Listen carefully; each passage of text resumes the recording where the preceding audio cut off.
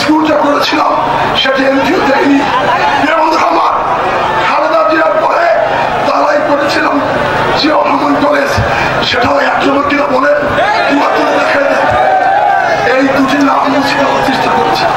আমি আপনার পাগল, খালেদা জিয়ার পাগল, আমি তাদের ছাড়া আর কারো চিনি না। আমি এই বলে এই শক্তিকে জেলে দিয়েছি। খালেদা জিয়ার জেলে থাকলে আর আমি বাইরে পালাবো, এটা কি সম্ভব? তাই বন্ধুরা, আমার সকল উন্নয়ন কর্মকাণ্ড ভাইয়ার হাতে তুলে দিলাম। ভাইয়ার আশীর্বাদ দিয়ে আপনারা পরিচালনা নির্দেশনা দেবেন। আপনারা প্রস্তুত আছেন? দুই হাত তুলে দেখান, সবাই খালেদাই আমি আর বক্তব্য দেব না। মাত্র 2 দিনের ব্যবধানে, এটা একদিন, কাজ করেছি তালায়, আজ করেছি করোয়ায়।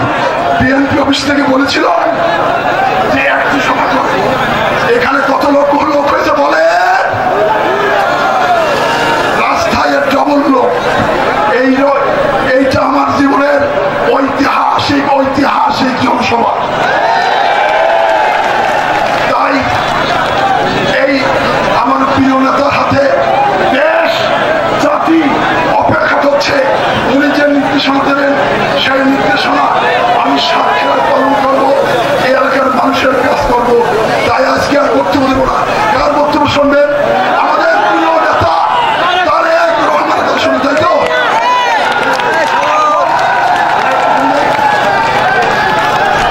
এখন বক্তব্য রাখবেন খালেদা জিয়ার সুযোগ্য সন্তান তারেক, শহীদ জিয়ার সুযোগ্য পুত্র, শহীদ জিয়া রহমানের পুত্র, আমাদের প্রিয় নেতা, ভারপ্রাপ্ত চেয়ারম্যান, আগামী দিনের রাষ্ট্রনায়ক তারেক রহমান।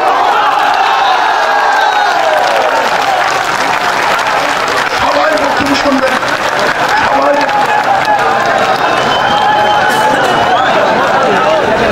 বিসমিল্লাহির রহমানির রহিম। প্রিয় ঘরোয়াবাসী, উপস্থিত প্রিয় ভাই বোনেরা, উপস্থিত মুরব্বীবর্গ, উপস্থিত সাতক্ষীরাবাসী, আসসালামু আলাইকুম। আজ বহু বছর পরে আপনাদের সাথে আবার আমার কথা বলার সুযোগ হয়েছে। প্রিয় ভাই বোনেরা, আমরা এক যুগ ধরে, এক যুগেরও বেশি সময় ধরে সমগ্র বাংলাদেশের মানুষ বিভিন্নভাবে অত্যাচারিত হয়েছে, নির্যাতিত হয়েছে। এই কলরোয়ার মানুষ, এই সাতক্ষীরার মানুষ তার সাক্ষী।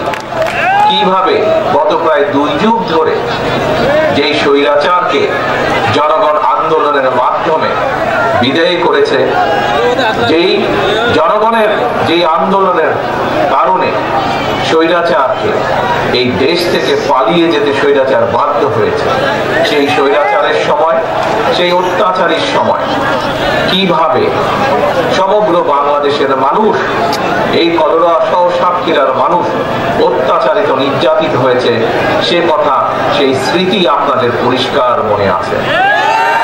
2009 সালে বিডিআর পিলখানা হত্যাযজ্ঞের ভিতর দিয়ে শুরু হয়েছিল সেই পতিত স্বৈরাচারের এই অত্যাচার, এই হত্যাযজ্ঞের খেলা সমগ্র বাংলাদেশে। বিরোধী দলের নেতা কর্মীদেরকে তারা কিভাবে হত্যা করেছিল, বিরোধী দলের সমগ্র বাংলাদেশে বিএনপি সহ আরো বিরোধী দল, তাদের নেতা কর্মীদেরকে তারা কিভাবে অত্যাচার, নির্যাতিত করেছিল, আজকে আপনারা এখানে তার সাক্ষী। আজকে মঞ্চে উপস্থিত হাবিব সহ যে সকল নেতৃবৃন্দ উপস্থিত আছে, বিএনপি নেতাকর্মীরা উপস্থিত আছেন, সকলেই তার সাক্ষী। প্রিয় ভাই বোনেরা, আপনারা, আমি বক্তব্য রাখার আগে আপনারা অনেকগুলো রাজনৈতিক বক্তব্য শুনেছেন, সেজন্য আজকে আপনাদের সামনে আমি রাজনৈতিক বক্তব্য রাখবো না। আজ স্বৈরাচার বিদায় হয়েছে। প্রিয় সহকর্মীবৃন্দ, বাংলাদেশের মানুষের সামনে এখন কি আশা, কি আকাঙ্ক্ষা, বাংলাদেশের মানুষের সামনে বাংলাদেশের মানুষের আগামী দিনের আশা, আগামী আগামী দিনের আকাঙ্ক্ষা হচ্ছে এই দেশকে বাংলাদেশের মানুষের প্রত্যাশা অনুযায়ী সামনে এগিয়ে নিয়ে যাওয়া, এই দেশকে বাংলাদেশের মানুষের প্রত্যাশা অনুযায়ী গড়ে তোলা। প্রিয় ভাই বোনেরা, আজকে আমি আপনাদের সামনে শহীদ রাষ্ট্রপতি জিয়াউর রহমান, দেশনেত্রী বেগম খালেদা জিয়া উন্নয়ন ও উৎপাদনের রাজনীতির কিছু কথা বলবো। প্রিয় ভাই বোনেরা, এখানে বহু মানুষ, বিশেষ করে বহু মুরব্বী এখানে উপস্থিত আছেন, যেই মানুষগুলো সাক্ষী হয়ে আছেন যখন যখন বাংলাদেশ জাতীয়তাবাদী দল বিএনপি জনগণের সমর্থন নিয়ে এই দেশ পরিচালনা করার সুযোগ পেয়েছে, ততবারই বিএনপি চেষ্টা করেছে দেশের মানুষের জীবন উন্নয়ন করার জন্য, দেশকে সামনের দিকে এগিয়ে নিয়ে যাওয়ার জন্য। এলাকার মানুষ, একটু আগে আপনাদের সন্তান হাবিব, সে তার বক্তব্যে বলেছে যে অতীতে যখন তার কাছে সুযোগ ছিল এলাকার মানুষের জন্য, এলাকার জন্য সে কাজ করেছে। এখানে উপস্থিত প্রায় সকল মানুষ হাত তুলে তাকে সমর্থন দিয়েছে। প্রিয় ভাই বোনেরা, এটি হচ্ছে বিএনপির রাজনীতি এবং আমি আজ সেই রাজনীতির কিছু কথা আপনাদের সামনে তুলে ধরতে চাই। প্রিয় ভাই বোনেরা, এই অঞ্চলে একটি ফল উৎপাদিত হয়, আম। বাংলাদেশের অনেক মানুষই জানে না যে এই সাতক্ষীরা অঞ্চলে, এই কলরা অঞ্চলে, এই তালা অঞ্চলে, এই অঞ্চলে একটি সুস্বাদু আম উৎপাদিত হয়, ক্ষীর চাপাতি নামে একটি আম, ল্যাংড়া আম, যা এই দেশের মানুষ, এই এলাকার মানুষ সমগ্র বাংলাদেশে যা সরবরাহ করেন, বাংলাদেশের মানুষের ঘরে ঘরে সুস্বাদু আম পৌঁছে দেয়। প্রিয় ভাই বোনেরা, আমাদের রাজনীতি, বিএনপির রাজনীতি আমি একটু আগেই বলেছি, উন্নয়নের রাজনীতি, উৎপাদনের রাজনীতি। বাংলাদেশের প্রত্যেকটি অঞ্চলে তার নিজস্ব সম্ভাবনা আছে। আমি, আমাদের দল বিএনপি, আমরা চাই এই যে বাংলাদেশের প্রত্যেকটি অঞ্চলে যে সম্ভাবনা আছে, সেই সম্ভাবনাগুলোকে সামনে নিয়ে আসা, সেই সম্ভাবনাগুলোকে কাজে লাগিয়ে দেশের মানুষের জীবন জীবিকার উন্নয়ন করা, সেই সম্ভাবনাগুলোকে কাজে লাগিয়ে দেশকে সামনে এগিয়ে নিয়ে যাওয়া। প্রিয় ভাই বোনেরা, এই যে আমের কথা আমি বললাম, এই আম যদি আমরা এই এলাকায় সংরক্ষণ করতে পারি, তাহলে আমের যারা কৃষক তারা যেমন উপকার পাবেন, ঠিক একইভাবে আমরা যদি এখানে হিমাগার করতে পারি, যে হিমাগারে আমগুলোকে সংরক্ষণ করে রাখা যাবে, তাহলে একই সাথে ছোট ব্যবসায়ী যারা আছেন তারাও উপকৃত হবেন। একইভাবে ছোট ব্যবসায়ী যারা এই এলাকা থেকে দেশের বিভিন্ন অঞ্চলে আমগুলোকে রপ্তানি করেন, তারাও ব্যবসা করতে পারবেন, তারা উপকার পাবেন। একইভাবে এই আম যদি আমরা সংরক্ষণ করতে পারি, তাহলে শুধু দেশেই নয়, আমরা বিদেশেও রপ্তানি করতে সক্ষম হব, যার উপকার সরাসরি ভাবে এই এলাকার মানুষ পাবে। প্রিয় ভাই বোনেরা, এই আমের থেকে, আমের রস বা জুস বলতে যা বোঝায়, আমরা যদি চেষ্টা করি তাহলে সেইটির কলকারখানা আমরা এখানে তৈরি করতে সক্ষম হব, যার ফলে আরো বহু মানুষ, তরুণ সমাজের বহু বেকার যুবকের কর্মসংস্থান আমরা করতে পারবো। আমরা যদি এই আমের, এই যে সম্ভাবনাময় আম, এই এলাকার যে সম্ভাবনাময় ফল, এর যদি আমরা চাটনি কিংবা আচারে ছোট কারখানার ব্যবস্থা করতে পারি, যা মা বোনেরা যেখানে কাজ করতে পারবেন, বেকার মা বোনেরা যেখানে কাজ করতে পারবেন, তাহলে আমাদের মা বোনরাও স্বাবলম্বী হয়ে দাঁড়াতে পারবে, তারা নিজের পায়ে দাঁড়াতে পারবে। প্রিয় সহকর্মী, প্রিয় ভাই বোনেরা, এটি হচ্ছে বিএনপির রাজনীতি। আমরা চাই প্রত্যেকটি এলাকা উন্নয়ন করুক, আমরা চাই প্রত্যেকটি এলাকার সম্ভাবনাকে কাজে লাগিয়ে মানুষের জীবন উন্নয়ন করা। প্রিয় সহকর্মীবৃন্দ,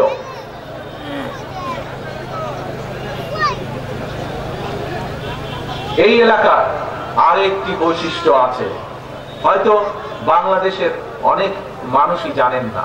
হয়তো এখানে উপস্থিত বহু মানুষ আছেন যারা সেই পেশার সাথে জড়িত, এখানে উপস্থিত বহু মা বোন আছেন যারা সেই পেশার সাথে জড়িত।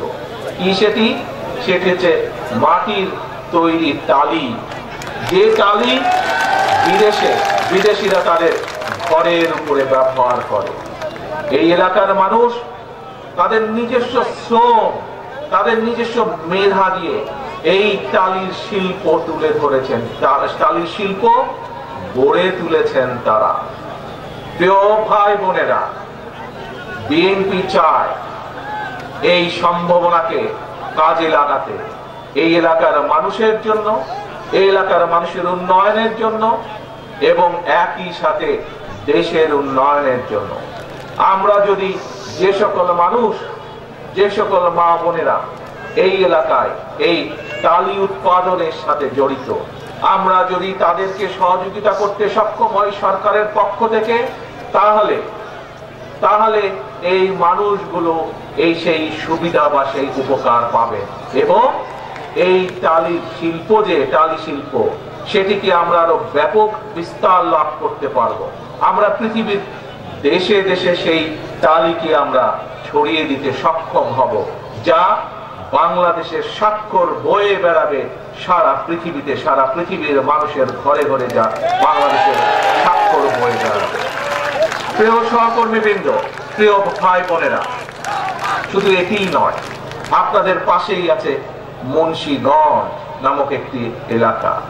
সেই এলাকায় আপনারা যেমন জানেন, আমি ৬,০০০ মাইল দূরে আছি বাংলাদেশ থেকে, কিন্তু আমার মনটা সারাক্ষণ পড়ে থাকে বাংলাদেশের বিভিন্ন এলাকায়, আমার মনটা সারাক্ষণ পড়ে থাকে বাংলাদেশে। এবং সেজন্যই আমি জানি বা আমি জেনেছি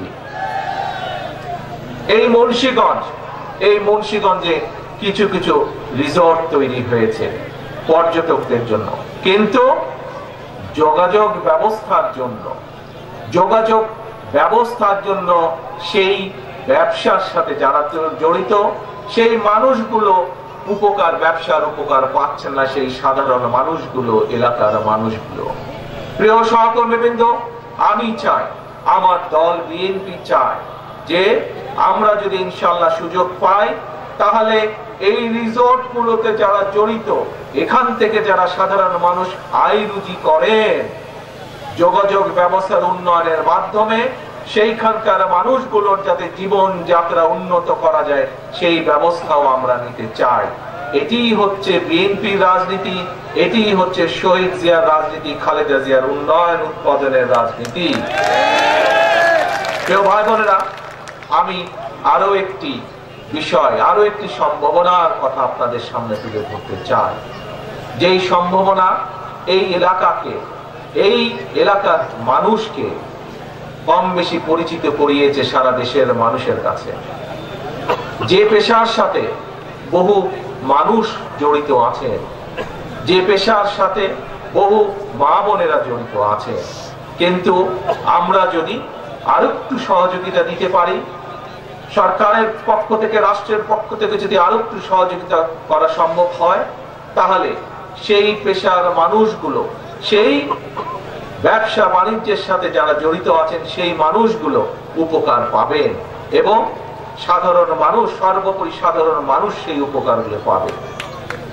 প্রিয় সব ভাই বোনেরা, সেটি হচ্ছে এই এলাকায় চিংড়ি বা মাছের ঢের আছে, কিন্তু একটি সমস্যা আছে, আপনারাও জানেন, আমিও জানি। কি সেই সমস্যা?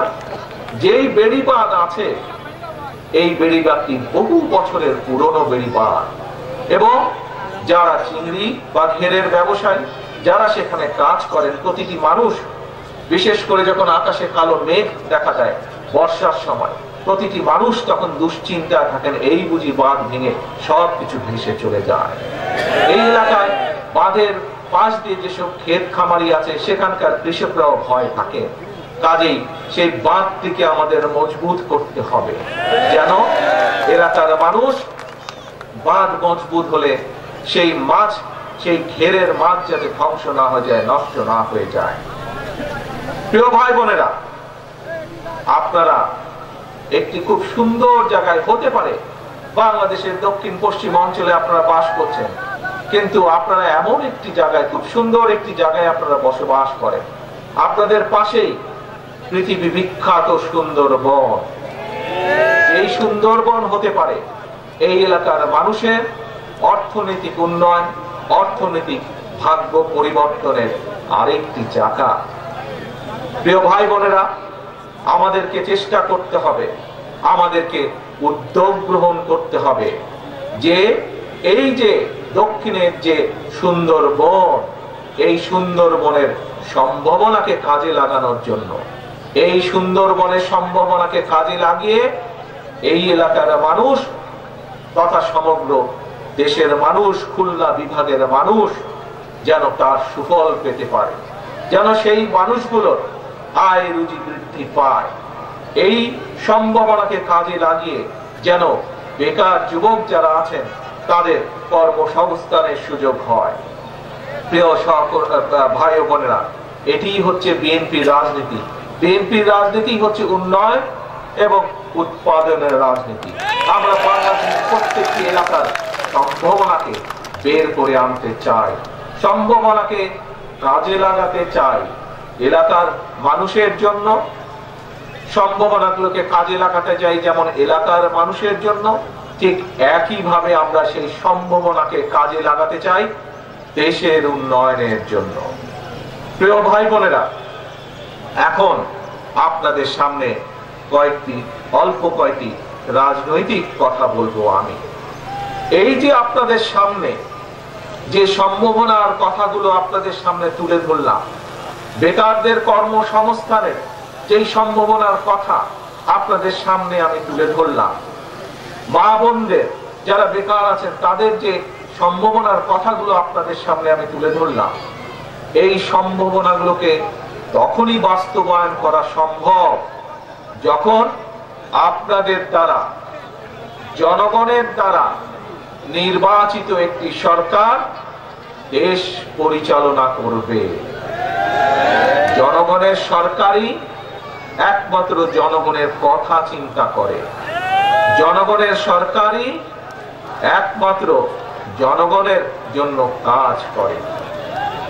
দেশনেত্রী খালেদা জিয়ার সরকার জনগণের সরকার ছিল বলেই মা বোনদের শিক্ষা ব্যবস্থা সম্পূর্ণ বিনামূল্যে করা হয়েছিল। প্রিয় ভাই বোনেরা, শহীদ রাষ্ট্রপতি জিয়াউর রহমানের সরকার জনগণের সরকার ছিল বলেই সেই সময়, শহীদ রাষ্ট্রপতি জিয়াউর রহমানের সময়, কৃষকের সেচ সুবিধার জন্য সারা দেশে খাল খনন করা হয়েছিল। প্রিয় ভাই বোনেরা, সেই খাল খনন আবার আমরা শুরু করতে চাই দেশের বন্যার পরিস্থিতি মোকাবেলা করার জন্য, দেশে শুষ্ক মৌসুমে পানি সংরক্ষণ করার জন্য, সর্বোপরি সমগ্র দেশে কৃষকরা যেন সেচ সুবিধা আবার ভালো করে পায়। আমরা সেই খাল খনন কর্মসূচি আবার শুরু করব ইনশাআল্লাহ আপনাদের সমর্থন করে।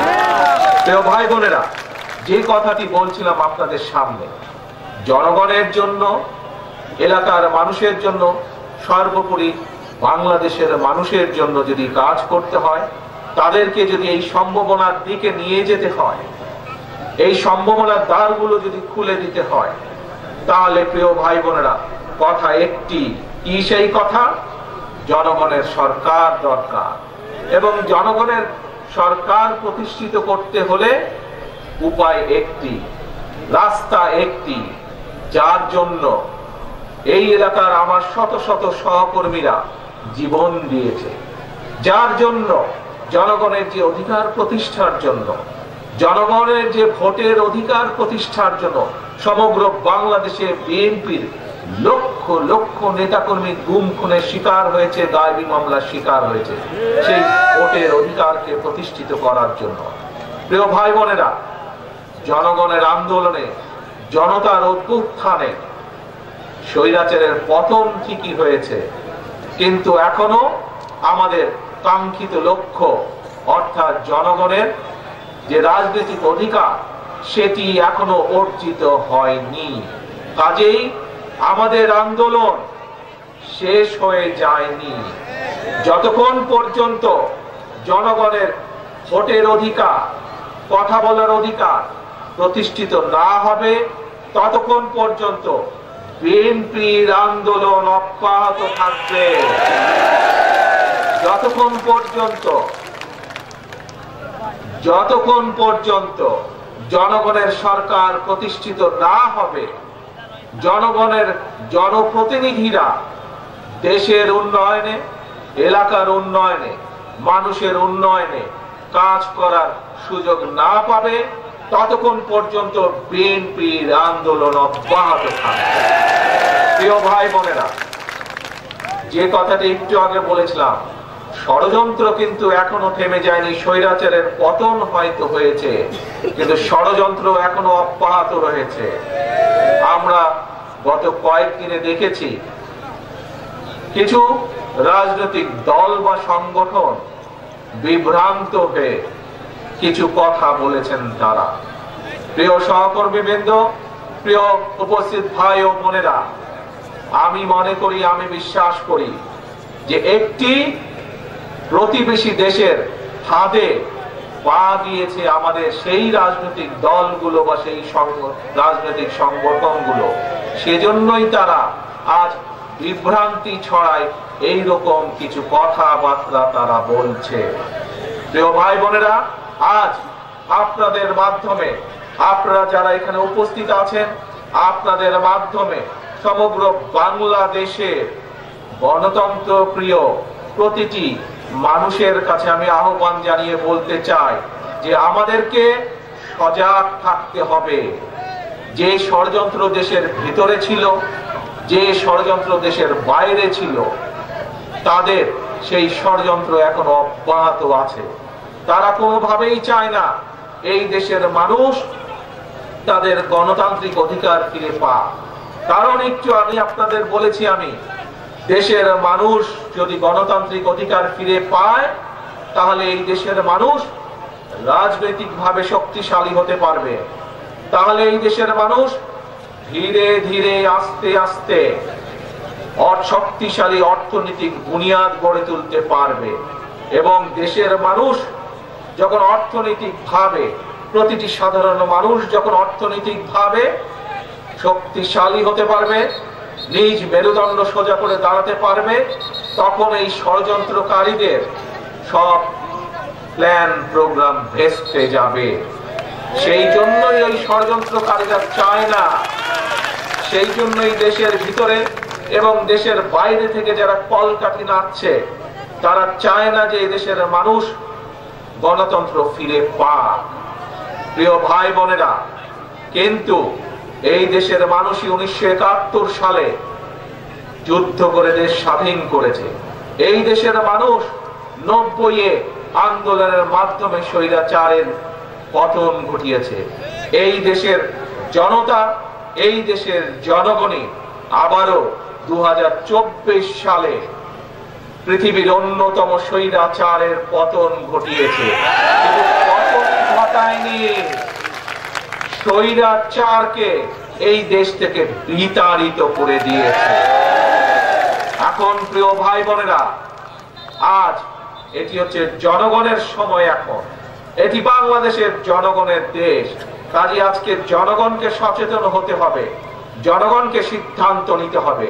যদি যে সম্ভাবনার কথা আপনাদের সামনে আমি বলেছি, এই রকম সম্ভাবনা আমি বলেছি বাংলাদেশের প্রতিটি জেলা, প্রতিটি অঞ্চলে আছে।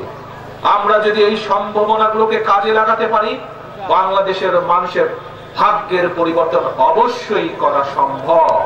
এবং বিএনপির রাজনীতি, শহীদ জিয়ার রাজনীতি, দেশনেত্রী খালেদা জিয়ার রাজনীতি হচ্ছে বাংলাদেশের মানুষের ভাগ্যের পরিবর্তন ঘটানো, বাংলাদেশের মানুষের ভাগ্যের উন্নয়ন ঘটানো হচ্ছে দেশনেত্রী খালেদা জিয়ার রাজনীতি। বাংলাদেশের মানুষের ভাগ্যের উন্নয়নই ঘটানো হচ্ছে শহীদ রাষ্ট্রপতি জিয়ার রাজনৈতিক আদর্শ, রাজনৈতিক দর্শন।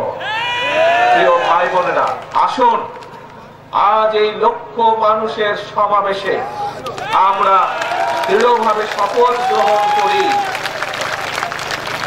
আমরা আজ এই লক্ষ মানুষের সমাবেশে দৃঢ়ভাবে শপথ গ্রহণ করি, সকল ষড়যন্ত্রের বিষ ধাত ভেঙে দিয়ে যে কোনো মূল্যে আমরা বাংলাদেশ জাতীয়তাবাদী দল জনগণকে সাথে নিয়ে এই দেশের মানুষের হারিয়ে যাওয়া গণতন্ত্রকে পুনরুদ্ধার করব। যতক্ষণ পর্যন্ত সেই গণতন্ত্র পুনরুদ্ধার না হবে আমাদের আন্দোলন অব্যাহত থাকবে, অব্যাহত থাকবে, অব্যাহত থাকবে ইনশাআল্লাহ। এই হোক আজকে আমাদের প্রত্যাশা, এই হোক আজকে আমাদের প্রতিজ্ঞা, বাংলাদেশের মানুষের গণতন্ত্র পুনরুদ্ধার এবং একই সাথে বাংলাদেশের মানুষের ভাগ্যের উন্নয়ন ঘটানো। এটিই হবে আমাদের প্রতিজ্ঞা, এটিই হবে আমাদের রাজনীতি, এটিই হবে আজকের জনসভার আমাদের শপথ। সকলকে বিদায় জানিয়ে আমি আমার বক্তব্য শেষ করছি। আল্লাহ হাফেজ। বাংলাদেশ জিন্দাবাদ, বাংলাদেশ জাতীয়তাবাদী দল জিন্দাবাদ।